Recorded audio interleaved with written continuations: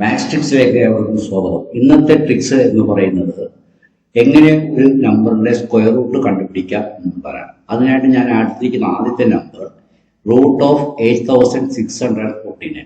ഈ ഇതിന്റെ നമ്പറിന് ഇതിന്റെ സ്ക്വയർ റൂട്ട് കണ്ടുപിടിക്കുന്ന രീതി. അതിനു മുമ്പ് നമ്മൾ സ്ക്വയർ റൂട്ട് കണ്ടുപിടിക്കുന്നതിന് മുമ്പ് നമ്മൾ അറിഞ്ഞിരിക്കേണ്ട ഒരു കാര്യമുണ്ട്.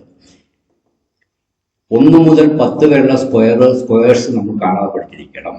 1 മുതൽ 10 വരെയുള്ള സ്ക്വയർ കാണാതെ പഠിക്കണം. അതാണ് പ്രധാനപ്പെട്ട കാര്യം.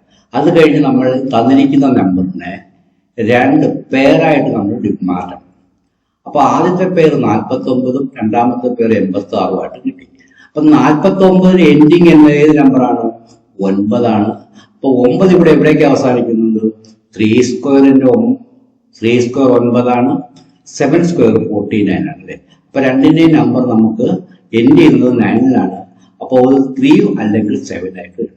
അപ്പൊ നമുക്ക് 49 എന്നുള്ളത് എന്താണ്? ഒന്നുകിൽ ലാസ്റ്റ് ഡിജിറ്റ് 3 ആയിരിക്കും, അല്ലെങ്കിൽ ലാസ്റ്റ് ഡിജിറ്റ് 7 ആയിരിക്കും.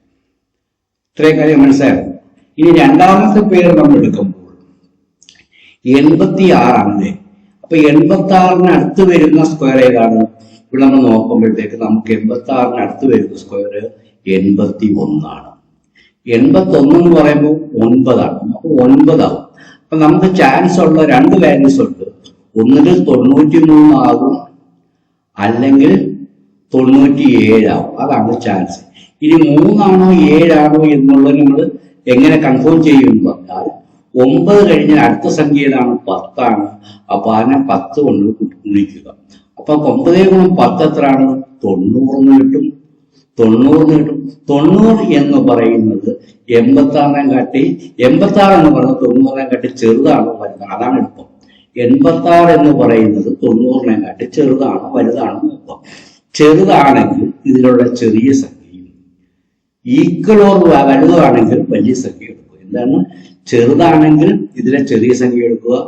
ഇനി ഇത് ഇവിടെ കൊടുത്തിരിക്കുന്ന സംഖ്യ ഗുണിച്ചു കഴിയുമ്പോൾ കിട്ടുന്നത് തുല്യമാവുകയോ വലുതാവുകയോ ചെയ്താൽ വലിയ സംഖ്യ എടുക്കുക. അപ്പൊ നമ്മൾ പറയാം √8643 സ്ക്വയർ റൂട്ട് എത്രയാണ്? 97 എന്നുള്ള ഉത്തരം കിട്ടും. ഇതാണ് ഈ കണ്ടുപിടിക്കാൻ എളുപ്പമാണ്. ഇതേ മെത്തേഡ് ഉപയോഗിച്ച് നിങ്ങൾ ഇതിന്റെ ഉത്തരം കണ്ടുപിടിച്ച് കമന്റ് ചെയ്യുക. എല്ലാവർക്കും മനസ്സിലാക്കിയിരിക്കുക. സബ്സ്ക്രൈബ് ചെയ്യാൻ മറക്കാതിരിക്കുക. നന്ദി, നമസ്കാരം.